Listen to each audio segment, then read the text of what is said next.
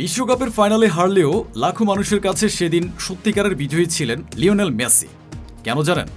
ভাবুন তো, কোটি কোটি টাকার টিকিটের কারণে যখন অনেক ফুটবল প্রেমীর বিশ্বকাপ ফাইনাল মাঠে বসে দেখার স্বপ্ন ভেঙে যাচ্ছিল, ঠিক তখনই নীরবে এক মানবিক উদ্যোগ নেন লিওনেল মেসি। আর্জেন্টাইন সাংবাদিক ইয়ানিনা লাতুরের দাবি অনুযায়ী মেসি নিজের উদ্যোগে কয়েকজন দর্শকের জন্য বিনামূল্যে ফাইনালের টিকিটের ব্যবস্থা করেছিলেন। তাদের মধ্যে ছিলেন কেপ ভার্দের গোলরক্ষক ভোজিনহার পরিবারের 4 সদস্য। সবচেয়ে অবাক করা বিষয় হলো, এ নিয়ে মেসি কোথাও কোনো প্রচার করেননি। বলা হচ্ছে তিনি তার প্রতিনিধিদের মাধ্যমে টিকিটের ব্যবস্থা করে বিষয়টি সম্পূর্ণ নীরব রাখেন। ভোজিনহোকে নিশ্চয়ই মনে আছে, রাউন্ড অফ 32-এ আর্জেন্টিনার বিপক্ষে তিনি ছিলেন দুর্দান্ত। একের পর এক অসাধারণ সেভ করে আর্জেন্টিনাকে কঠিন পরীক্ষায় ফেলেছিলেন। ম্যাচ শেষে মেসির জার্সিও চেয়েছিলেন তিনি। প্রতিপক্ষের সেই গোলরক্ষকের পরিবারের প্রতি যদি এতই সম্মান ও ভালোবাসা দেখিয়ে থাকেন মেসি, তাহলে সেটি খেলাধুলার সৌন্দর্যেরই এক অনন্য উদাহরণ।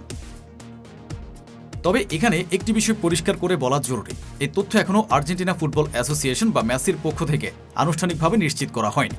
এটি আর্জেন্টাইন সাংবাদিক ইয়ানিনা লাতুরের দাবি, যা সামাজিক মাধ্যমে ব্যাপক আলোচনার জন্ম দিয়েছে। অন্যদিকে মাঠের ফলাফল ছিল মেসির জন্য হতাশার। ফাইনালে স্পেনের কাছে 1-0 গোলে হেরে বিশ্বকাপ ট্রফি হাতছাড়া করে আর্জেন্টিনা।